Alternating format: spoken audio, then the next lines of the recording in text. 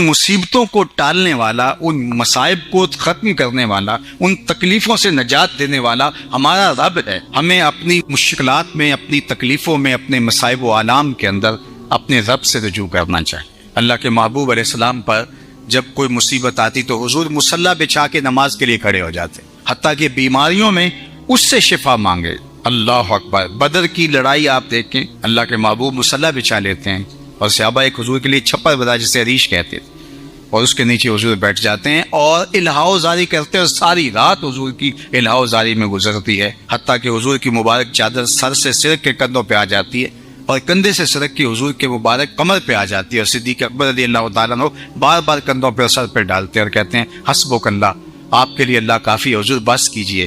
لیکن حضور بار بار اللہ کے حضور عرض گزار ہوتے ہیں، اور پھر اس کے بعد صبح جب میدان کارزار میں ہیں تو پوری قوت کے ساتھ اللہ کے محبوب کفار کے خلاف ڈٹ جاتے ہیں۔ تو ہمارا رجوع اللہ، اللہ کے ساتھ ربط اور اس پر توکل، اس پر بھروسہ، اسی سے مانگنا، اسی کی حضور اپنی ضرورتوں کو پیش کرنا، یہ اگر ہو جائے تو اس کا نتیجہ یہ ہوتا ہے کہ ہمیں شرح صدر نصیب ہو جاتا ہے، چونکہ مشکلات کو، مصائب کو، آلام کو، تکلیفوں کو، دکھوں کو توڑنے والا وہ ہے، اور جب وہ چاہتا ہے تو مشکلات پتہ بھی نہیں چلتا گئی کدھر ہیں۔ میں اور آپ اللہ پر توکل اور بھروسہ جتنا مضبوط کریں گے اتنا ہی توحید کا فیضان ملے گا۔ آج بحیثیت مجموعی ہمارا توکل بہت کمزور ہو گیا ہوا ہے، اور اللہ تعالیٰ جل شانہ سے تو بلکہ آج کل مانگنے کا ہمارا انداز بھی بہت کمزور ہو گیا ہے۔ ہم اسباب پہ بہت زیادہ توجہ رکھتے ہیں، جب بھی کوئی مشکل آتی ہے تو اس مشکل کو ٹالنے کے لیے زیادہ تر اس کے جو ظاہری اسباب ہیں ہمارا فوکس وہی ہوتا ہے اور اس کی طرف دوڑتے ہیں۔ ہمارے دین نے انہیں ظاہری اسباب کو اختیار کرنے سے منع نہیں کیا، لیکن جب کوئی مشکل ہو، جب کوئی مصیبت ہو تو ان مصیبتوں کو ٹالنے والا، ان مصائب کو ختم کرنے والا، ان تکلیفوں سے نجات دینے والا ہمارا رب ہے۔ عمومی طور پہ کہا جاتا ہے یہ دنیا والے ہیں، یہ دین والے ہیں، اور یہ دو تقسیمات کر دی جاتی۔ یہ تقسیمات ہمارا دین ہمیں نہیں سکھاتا، دونوں پلڑے برابر رکھو، دنیا بھی اور دین بھی۔ اصل دنیا کیا ہے؟ مولا رومی بولے چیز دنیا از خدا غافل بتن، دنیا ہے کیا؟ خدا سے غافل ہونے کا نام دنیا ہے۔ وہ آپ چاہے ممبر پہ بیٹھ کے غافل ہیں یا دکان پہ بیٹھ کے غافل ہیں، وہ آپ دنیا داری کر رہے ہیں۔ یہاں مقصد لوگوں کے دل اپنی طرف موڑنا، لوگوں کی جیبیں ڈھیلی کرنا، لوگوں میں اپنے آپ کو محبوب اور اپنے آپ کو جو ہے وہ لوگوں کا مقصود بنانا، اپنے بت کو تراشتے رہنا کہ لوگ پوجا پاٹ کرتے رہیں، یہ ممبر پہ دکانداری ہو رہی ہے۔ اور دوسرا دکان پہ بیٹھا ہے لیکن سچ کا دامن نہیں چھوڑتا۔ میرے حضور نے فرمایا سچا تاجر قیامت کے دن پیغمبروں کے ساتھ اٹھایا جائے گا۔ تو دنیا اور دین یہ دونوں ساتھ ساتھ چلتے ہیں۔ تو دین اور دنیا دو الگ الگ خانے نہیں ہیں۔ اسلام ترک دنیا سے روکتا ہے لیکن گھر کے دنیا سے بھی بچنے کی تلقین کرتا ہے۔ رہبانیت کا درس بھی نہیں دیتا، لا رہبانیت فی الاسلام، اسلام میں رہبانیت نام کی کوئی چیز نہیں ہے کہ تم گھر بار چھوڑ دو، تم بستی چھوڑ دو، تم کوہ غار کی زندگی اختیار کرو۔ اسلام کا یہ مزاج نہیں ہے۔ ابھی بات ہو رہی تھی، حضور نے مواقعات قائم کیے مدینہ المنورہ، اور مواقعات مدینہ یہ کائنات کا ایک انوکھا باب ہے، اور یہ ایک الگ مضمون اور عنوان ہے کہ دو افراد کو، ایک انصار لیا اور ایک مہاجر لیا، اور حضور نے ان کے درمیان مواقعات قائم کر دی۔ تو حضرت ابو درداء اور حضرت سلمان فارسی کے درمیان حضور نے مواقعات قائم کی۔ تو جن کے ساتھ بھائی چارہ تھا وہ پھر حال پوچھنے جاتے تھے کہ میرے بھائی کو پریشانی تو نہیں ہے۔ تو حضرت سلمان فارسی گئے حضرت ابو درداء کے گھر، تو دیکھا کہ حضرت ابو درداء کی بیوی وہ عام سے کپڑوں میں تھی۔ تو انہوں نے کہا کہ میری بہن یہ کیا ماجرا، میلے کچیلے واجبی سے کپڑے؟ تو کہا کہ تمہارے بھائی کو دنیا کے ساتھ کوئی رغبت نہیں ہے، عورت آراستہ ہو۔ حضور نے عورت کی خوبیاں بیان کی کہ بہترین عورت وہ ہے جب اس کا شوہر دیکھے اس کو تو اس سے خوش کر دے، وہ اس کا لباس، اس کی حیات اور طرز زندگی ایسا ہو کہ مرد کے لیے مسرت، خوشی اور سرشاری کا ذریعہ ہو، تاکہ اس کی نظر یکسو رہے اور اس کے خیالات پراگندہ نہ ہوں، اس کی سوچوں میں آوارگی نہ آنے پائے۔ تو کہا کہ تمہارے بھائی کو رغبت ہی نہیں ہے دنیا کے ساتھ، اس لیے مجھے اس کی کوئی ضرورت نہیں ہوتی۔ خیر حضرت ابو درداء آئے تو کھانا لائے، تو حضرت سلمان فارسی نے کہا کہ آپ بھی کھائیے۔ کہا میں روزے سے ہوں۔ کہا کہ میں تو نہیں کھاؤں گا جب تک آپ نہیں کھائیں گے۔ تو نفلی روزہ مہمان کے لیے توڑا جا سکتا ہے؟ تو انہوں نے روزہ افطار کر لیا، ساتھ بیٹھ کے کھانا کھایا، رات پڑی، سونے لگے تو حضرت ابو درداء غسلہ بچھا لیا۔ حضرت سلمان فارسی نے کہا کہ جناب آپ کو میرے ساتھ سونا پڑے گا۔ اللہ اکبر، یار وہ صوفی حضور کی تربیت کے پالے ہوئے تھے، آج تو پھر فتویٰ متوجہ ہو جاتا نا کہ اس نے مجھے نماز سے روکا ہے، یہ دارا اسلام سے خارج ہے۔ تو آپ نے کہا ٹھیک ہے، مہمان ہو، مہمان نوازی کا یہ بھی ایک ڈش ہے نا، چلو میں سو جاتا ہوں۔ سحری ہوئی تو سلمان فارسی اٹھے، ان کو اٹھایا، بیدار کیا، تہجد پڑھی دونوں نے، اور پھر حضرت سلمان فارسی نے کہا کہ تمہارا میں نے عمل دیکھا، تمہاری بیوی کے کپڑے میلے کچیلے تھے، تم نے روزہ رکھا ہوا تھا اور رات تم قیام کرتے ہو، تو کہا کہ تمہارے نفس کا بھی تمہارے اوپر حق ہے، تمہارے اہل خانہ کا بھی تمہارے اوپر حق ہے، اور تمہارے رب کا بھی تمہارے اوپر حق ہے، اور تمہارے مہمان کا بھی تمہارے اوپر حق ہے، اور ہر ذی حق کا حق تمہیں ادا کرنا ہوگا۔ اور یہ بات چھڑی اور پھر دونوں چلتے ہوئے حضور کے پاس آ گئے۔ خوشا وہ وقت کے فیض عام تھا ان کا، خوشا وہ وقت کے فتح مقام تھا ان کا۔ کیسے وہ لمحے تھے، آج تو کوئی ملتا ہی نہیں ہے۔ درد ہو تو سنائیں کس کو، زخم ہو تو دکھائیں کس کو، ٹکڑے ہوں کس کی دہلیز پہ رکھے، کس کے کندھے پہ سر رکھ کے روئے، کوئی رہا ہی نہیں ہے۔ تو وہ اٹھے اور حضور کے پاس آئے، اور حضرت سلمان نے اپنی کہانی سنائی اور ابو درداء نے اپنی بات کہی۔ تو میرے حضور نے کیا کہا سنو، ارشاد فرمایا صدق سلمان، کہا میرے سلمان نے سچ کہا ہے۔ تو ہمارا دین ہمیں یہ کہتا ہے کہ تمہاری زندگیاں خوبصورت ہو، رب کا حق بھی ادا کرو۔ اور حضور نے ایک شخص کو دیکھا، وہ سخت کمزور ہے، تو آقا کریم نے فرمایا کہ کیا ماجرا ہے، تم بہت کمزور ہو، تو نے کوئی دعا تو نہیں کی تھی رب سے؟ کہا جی حضور میں نے اللہ سے دعا کی تھی۔ کیا دعا مانگی؟ کہا میں نے اللہ سے کہا مالک جو بھی تکلیفیں ہیں، مصیبتیں ہیں، وہ آخرت کے حصے کی بھی دنیا پہ بھیج دے تاکہ یہیں فارغ ہو کے جاؤں، آخرت میری صاف ہو جائے۔ تو بڑے دکھڑے ہیں، بڑے غم ہیں، بڑی اذیتیں ہیں، بڑی بیماریاں ہیں جس نے مجھے کمزور کر دیا۔ تو بظاہر بڑی اچھی بھلی بات تھی کہ سارے دکھڑے دنیا پہ لے لی، آخرت صاف کر لی، لیکن میرے حضور نے کیا ارشاد فرمایا؟ فرمایا تم نے یہ کیوں کہا کہ آخرت کے دکھ بھی دنیا پہ مل جائیں؟ تم نے یہ کیوں نہیں کہا ربنا آتنا فی الدنیا حسنۃ وفی الآخرۃ حسنہ، اللہ دنیا میں بہتریاں دے دے، آخرت میں بھی بہتریاں۔ وَكَذَلِكَ جَعَلْنَاكُمْ أُمَّةً وَسَطًا، جب تک ترازو پورا نہیں رکھو گے، جب تک دونوں پلڑے برابر نہیں ہوں گے، تم آگے کبھی نہیں بڑھ سکو گے۔ دنیا کے اوپر بسنے والے لوگوں کے لیے، حتیٰ کہ جانوروں اور پرندوں کے لیے بھی حضور کے سینے میں جو محبت رکھی گئی ہے وہ کسی اور کے سینے میں نہیں رکھی گئی، اور پھر پوری کائنات کے دل میں ان کے لیے جو محبت رکھی گئی ہے وہ کسی اور کے لیے نہیں رکھی گئی، کیونکہ حضور علیہ السلام سے مانوسیت، حضور کے اس کامل، اکمل اور مکمل ایمان اور ایمان کے اعلیٰ درجے پہ فائز المرام ہونے کے نتیجے میں کہ آقا کریم علیہ الصلوۃ والسلام پیار کرتے ہیں، محبت کرتے ہیں، اللہ کی ساری مخلوق سے حضور علیہ السلام کے دل میں شفقت ہے۔ ایک جنازہ جاتا ہے تو حضور اس جنازے کو دیکھ کے افسردہ سے ہو جاتے ہیں۔ تو کسی نے کہا کہ یہ تو یہودی کا جنازہ ہے، تو آقا کریم نے فرمایا کاش کہ یہ مسلمان ہوتا اور حالت ایمان میں جاتا اور جنت اس کا مقصود ہوتا۔ مفہوم یہ ہے۔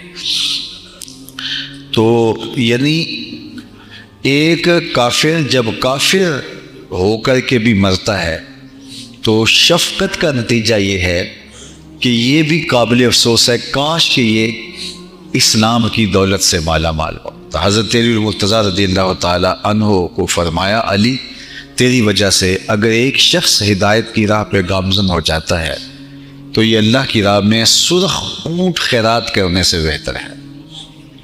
عربوں میں سرخ اونٹ جو ہے اس کی خاص اہمیت ہے۔ اس زمانے کی سواریوں میں گھوڑے اور اونٹ جو ہے وہ یہ انتہائی مفید سواریاں تھیں، اور پھر اس میں بھی جو سرخ رنگ کا اونٹ ہوتا تھا اس کی کچھ اضافی صلاحیتیں بھی ہوتی تھیں اور وہ دکھنے میں بھی خوبصورت لگتا تھا۔ جس طرح آپ جو گاڑیوں کی دنیا ہے اس میں مختلف کمپنیوں کی بڑی قیمتی گاڑیاں ہیں، تو ان کو ذرا خاص طور پہ لوگ کہتے ہیں کہ یہ گاڑی انتہائی اہمیت کی حامل ہے۔ جن کو پتہ نہیں تو وہ بعض بات ہے. ہم ایک دفعہ ایک ملک میں گئے تو بڑی اچھی گاڑی پہ کوئی 5-6 دن سفر رہا. تو جب اس کا ایک فنکشن ایسا تھا مجھے وہ اچھا لگا تو میں نے کہا کہ یہ کتنے وہ کی آتی ہوگی. تو انہوں نے کہا کہ یہ تو اتنے کی آتی ہے. میں نے کہا یہ تو بہت مہنگی. تو انہوں نے کہا جی ہاں اس کی اتنی قیمت. تو میں یار پہلے دن بتا دیتے کوئی اس کا مزہ ہی لے لیتے. ہم تو اس کو عام گاڑی سمجھ کے جیسے کے اوپر گھومتے رہے ہیں. تو اب جو ان کی خاصیتوں سے واقف ہیں وہ تو سمجھتے ہیں کہ بھائی کیا بات ہے. تو سرخ اونٹ جو ہے یہ آج کی, اب مجھے کوئی غلط نہ ہو جائے کوئی کسی گاڑی کا نام لو آپ کہیں کہ آپ نے کوئی اتنی اچھی گاڑی کا نام نہیں لیا. تو اس زمانے کی بہترین سواری جو تھی سرخ اونٹ, اور لوگ سرخ اونٹ کے پیچھے وہ اہل عرب جس طرح وہ ایک ان کی دیوانگی ہوتی تھی. تو حضور نے فرمایا علی تیری وجہ سے اگر کوئی ایک بندہ ہدایت کی راہ پہ گامزن ہو جاتا ہے تو وہ سرخ اونٹ خیرات کرنے سے بہتر ہے. چونکہ سرخ اونٹ جو ہے وہ خیرات نہیں کیا جاتا تھا. سرخ اونٹ آ گیا تو پھر وہ ساری زندگی جو ہے وہ اس کو رکھتے تھے اور اس کی نسل آگے چلاتے تھے. تو اگر سرخ اونٹ بھی خیرات کر دیا, کوئی ایسے وقت میں کوئی بندہ آ گیا جب اس کے علاوہ کچھ دینے کو نہیں تھا تو وہ دے دیا, تو اس کا مطلب ہے کہ اس نے کمال کر دی. تو سرخ اونٹ خیرات کرنا یہ بہت بڑی ثقافت ہے, اس دور کی بہت بڑی ثقافت. لیکن اگر تیری وجہ سے ایک بندہ راہ ہدایت پہ آ گیا تو فرمائیے اس سے بھی زیادہ افضل اور اشرف ہے. تو پھر مومن جو ہے اس کی محبت کا تقاضا یہ ہے کہ وہ کسی کی ہدایت چاہے گا. اور اللہ کے محبوب علیہ السلام کی محبت کہ لوگوں کے اسلام لانے کے لیے حضور اس قدر حریص تھے کہ اللہ تعالیٰ خود فرماتا اللہ کا باقی النفس کا محبوب آپ اپنی جان کو جوکھوں میں ڈال لیا ہے, اپنے آپ کو مشقت میں مبتلا کر لیا ہے ان کی ہدایت کی خاطر. طٰہٰ ما انزلنا علیک القرآن لتشقیٰ, اے 14ویں رات کے چاند محبوب ہم نے قرآن اس لیے تو نہیں اتارا تھا کہ آپ مشقت میں پڑ جائیں. تو حضور علیہ السلام سخت حریص تھے کہ لوگ ایمان لیں, اور پھر جو حضور کے جو ہے وہ پیغام کو تسلیم کر لیتے, ایمان کے دائرے میں آ جاتے, ان کے لیے حضور کی حرص وہ تو قرآن نے دوسرے الفاظ میں ان لفظوں کے ساتھ بیان کیا, عزیز علیہ ما عنتم حریص علیکم بالمؤمنین رؤوف رحیم. تمہارا مشقت میں پڑنا اس نبی پر گراں گزرتا ہے. جب تم مشقت میں پڑ جاتے ہو تو ان پر گراں گزرتا ہے. کافر مشقت میں ہو تو حضور گراں محسوس کرتے ہیں. جب بدر کے قیدیوں کو رسیوں سے جکڑ دیا گیا, اور یہ وہ تھے جو چراغ اسلام بجھانے آئے تھے, اسلام کو مٹانے کے لیے آئے تھے, اور ان کو جکڑ دیا اور مسجد نبی کے ستونوں کے ساتھ جا کے باندھے 70 قیدی تھے. حضرت بلال فرماتے ہیں کہ میں نے دیکھا کہ حضور جاگ رہے, رات گہری سے گہری ہوتی چلی جا رہی ہے لیکن حضور بیدار ہے اجرا یا نور میں. پھر کبھی حضور ادھر جاتے ہیں کبھی ادھر جاتے ہیں. تو میں نے آگے بڑھ کے عرض کیا میرے ماں باپ آپ پہ قربان ہوں, حضور آپ کی یہ بے قراری کیسی ہے؟ تو آقا کریم نے فرمایا کہ ان کی رسیاں سختی سے بندھ گئی ہیں جس سے ان کے ہاتھوں کو تکلیف ہو رہی ہے اور وہ مجھے سونے نہیں دے. پھر اسی وقت رات کو رحمت عالم صلی اللہ علیہ وسلم کے قلب اطہر کو قرار دینے کے لیے ان کی رسیاں ڈھیلی کی گئی.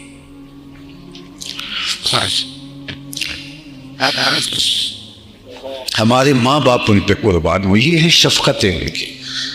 جو چراغ اسلام بجھانے آئے تھے ان کے لیے حضور کی محبت ہے, تو جو ان کے غلام ہیں عاشق زار ہیں ان کے لیے کیا کیفیت ہو. تو وہاں فرمایا عزیز علیہ ما عنتم, جب تم مشقت میں مبتلا ہوتے ہو تو اس نبی پر گراں گزرتا ہے. بلکہ فرمایا لو تدخلوا شوکۃ فی رجل احدکم لوجدت علمها, میرے امتی تیرے پاؤں میں کانٹا بھی چبھے تو اس کی تکلیف مجھے ہوتی ہے. مبتلائے درد ہو کوئی عذر ہوتی ہے آنکھ, کس قدر ہم درد سارے جسم کی ہوتی ہے آنکھ. عزیز علیہ ما عنتم, تمہارا مشقت میں پڑنا نبی پر گراں ہوتا ہے, یہ تکلیف میں مبتلا ہو جاتے ہیں. اللہ اکبر. حریص علیکم, اور تمہارے معاملے میں سخت حریص بخشش کے معاملے میں، تمہاری دنیا کی بہتری کے معاملے میں، تمہاری آخرت کی بہتری کے معاملے میں۔ حضور کے سامنے دو چیزیں ہوتی تو ان میں سے حضور آسان کو پسند کرتے، حالانکہ وہ مشکل کو بھی حضور بجا لا سکتے تھے، لیکن آسان کو اس لیے پسند کرتے کہ میری سنت لوگوں کے لیے قابل عمل ہوگی تو میری امت پر مشقت نہ ہو۔ اللہ اکبر۔ حتیٰ کہ فرمایا لولا ان اشق علی امتی لامرتہم السواک، اگر میں اپنی امت پہ شاک نہ جانتا تو میں ہر نماز کے لیے جو وضو کیا جاتا ہے اس میں مسواک کرنا لازم اور فرض قرار دیتے، لیکن مجھے لگا کہ اس سے یہ مشقت میں پڑ جائیں گے، کبھی جلدی میں ہوتے ہیں، کام کاج کا آنے والے دور میں تو فرصت نہیں ہوگی، تو جس طرح وضو لازم ہے اس طرح وضو کے ساتھ مسواک بھی لازم کر دیتا تو یہ مشقت میں مبتلا ہو جاتے۔ میرا جی چاہ رہا تھا لیکن میں اپنی چاہت کے باوجود اس کو لازم نہیں کیا۔ کیوں نہیں کیا؟ لولا ان اشق علی امتی، کہ میری امت پہ شاک نہ ہو جائے، میری امت پہ مشکل نہ ہو جائے۔ حضور نے فرمایا لوگوں حج کے لیے آیا کرو۔ اقرا بن حابس کھڑے ہوئے کہ افی کل عام یا رسول اللہ، حضور ہر سال آیا کریں؟ حضور خاموش رہے۔ پھر فرمایا حج کے لیے آیا کرو، تو اقرا بن حابس نے کہا افی کل عام، ہر سال؟ تو پھر خاموش رہے۔ پھر تیسری مرتبہ فرمایا، تو پھر انہوں نے کہا کہ ہر سال؟ تو حضور خاموش رہے۔ پھر وقفہ سکوت توڑتے ہوئے فرمایا کہ تم سے پچھلی امتیں نبیوں پر کثرت سوال کی وجہ سے ہلاک ہوئی، بار بار نہیں پوچھنا چاہیے، اور فرمایا لو کل تو نام لواجبت، اگر میری زبان سے ہاں نکل جاتی تو ہر سال ہی واجب ہو جاتا، لیکن حضور نے 3 مرتبہ خاموشی اختیار فرمائی۔ یہ ہے حضور کی امت پر شفقت۔ وقت زیادہ نہ ہو تو دنیا میں بھی اور آخرت میں بھی حضور کی شفقت کی اتنی مثالیں ہیں۔ ابن ابی دنیا نے اپنی سند کے ساتھ ایک حدیث روایت کی ہے۔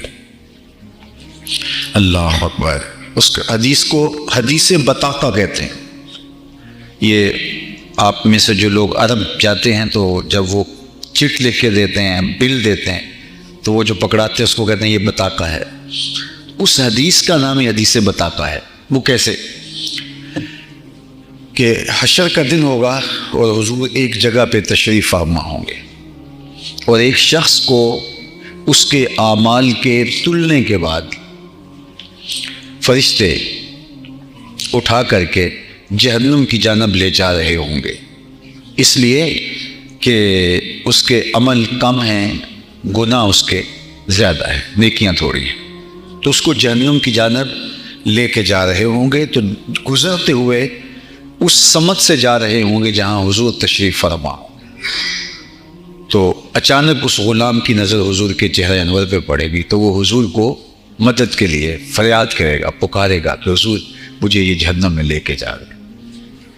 تو حضور اس کی مدد کے لیے اٹھیں گے، بلکہ وہاں حدیث کے لفظ ہیں کہ جو چادر ہوگی اس چادر کا ایک کونا حضور کے کندھے پہ اور دوسرا کونا زمین میں گھسڑ رہا ہوگا، یعنی اتنی تیزی سے حضور اس غلام کی طرح بڑھیں گے کہ ہوتا نا کسی ہنگامی حالت میں تو پھر چادر نہیں سنبھالی جاتی، تو اس طرح حضور جا رہے ہوں گے، جا کے فرشتوں سے پوچھیں گے کہ اس کو کیوں جہنم میں لے کے جا رہے ہو؟ تو وہ کہیں گے اس کا نامہ اعمال تولا گیا تو نیکیاں تھوڑی ہیں اور گناہ زیادہ ہے۔ تو حضور فرمائیں گے کہ اس کا نامہ اعمال دوبارہ تولا جائے۔ فرشتے مزاحمت نہیں کریں گے کہ نامہ اعمال تو تل گیا تو دوبارہ کیوں کریں، چونکہ فرشتے جانتے ہوں گے صدر دیوان حشر یہی سرکار ہے۔ دوبارہ نصب کر دیا جائے گا ترازو اور نامہ اعمال تلے گا تو واقعی نیکیاں تھوڑی اور گناہ زیادہ۔ تو حضور ایک کاغذ کا ٹکڑا، اسے بطاقہ کہتے ہیں، جس کی وجہ سے اس حدیث کا نام حدیث بطاقہ ہے، تو اس کے نیکیوں والے پرڑے میں رکھیں گے تو وہ نیکیوں والا پرڑا اوپر اٹھ جائے گا۔ یہ بات ذہن میں رکھیے، یہ دنیا کے ترازو جو ہیں، جو پلڑا بھاری ہوتا ہے وہ نیچے جھکتا ہے، وہ جو پلڑا بھاری ہوگا وہ اوپر اٹھے گا، کیونکہ نیکیوں کا وزن جو ہے وہ چونکہ عالم بالا کی چیز ہے تو یہ کشت ثقل والا معاملہ وہاں نہیں ہے، وہاں اوپر اٹھے گا، تو نیکیوں والا پلڑا اوپر اٹھ جائے گا۔ جب نیکیوں والا پلڑا اوپر اٹھ جائے گا تو ظاہر ہے اس کا فیصلہ اب جنت کا ہو جائے گا. تو وہ حضور سے لپٹ رہا ہوگا, اس کرے گا میرے ماں باپ آپ پہ قربان, کیا تھا اس کاغذ کے اندر؟ تو فرمایا کہ میرے غلام, انتہائی خلوت میں اور انتہائی محبت میں تیرا پڑا ہوا درود تھا جو تو نے میرے اوپر پیش کیا ہے. تو فرمایا عزیز علیہ ما عنتم, تمہارا مشقت میں پڑھنا اس نبی پر گراں گزرتا ہے. حریص علیکم, اور تمہارے معاملے میں یہ بہت حریص ہے. اس حرص کی ایک مثال آپ کو دینا چاہوں گا. فرمایا میرے اللہ نے مجھے اختیار دیا ہے کہ یا تو آدھی امت بغیر حساب کے جنت میں ڈال دیں گے, جنت میں بھیج دیں گے, اور آدھی کا ہم حساب کر لیں گے. یا تو یہ چیز قبول کر لو یا پھر حق شفاعت لے لو. حضور فرماتے ہیں اخترت الشفاعہ, میں نے شفاعت والا سودا قبول کیا ہے. اللہ اکبر. یا تو یہ چیز لے لو کہ آدھی امت بغیر حساب کے جنت میں اور آدھی کا حساب کر لیں گے, یا پھر شفاعت کا حق لے لو, جس کی چاہو شفاعت کر کے انہیں بخشوا لینا. تو حضور فرماتے ہیں اخترت الشفاعہ. تو ہمارے بزرگ فرماتے تھے آپ کو پتہ تو چل ہی گیا ہوگا کہ شفاعت والا حق کیوں لیا ہے. حضور آدھی والا سودا نہیں کرنا چاہتے, شفاعت کر کے سب کو بخشوانا چاہتے ہیں. تو یہ ہے حضور کی محبت. تو اب حضور سے لوگوں کی محبت یہ بھی کلا گنوان ہے, اور وہ آپ جانتے ہیں پتھروں نے بھی کی ہے, درختوں نے بھی کی ہے, اور حضور سے محبت جانوروں نے بھی کی ہے. پہاڑ بھی بلا کسی سے محبت کرتے ہیں, لیکن احد کی چھاتی میں بھی حضور کا پیار رکھا گیا ہے. خشک لکڑیاں بھی حضور سے پیار کرتی رہی ہیں. تو جب مومن مرکز محبت ہوتا ہے تو حضور علیہ السلام ایسے مرکز محبت ہیں کہ پوری کائنات ان سے محبت کرتی ہے, اور ان کی محبتی دین ہے, ان کی محبتی زندگی ہے. فی جلندری کا ایک شعر مجھے بہت اچھا لگتا ہے, محمد ہے متاع عالم ایجاد سے پیارا, محمد ہے متاع عالم ایجاد سے پیارا, پدر مادر برادر جان مال اولاد سے پیارا.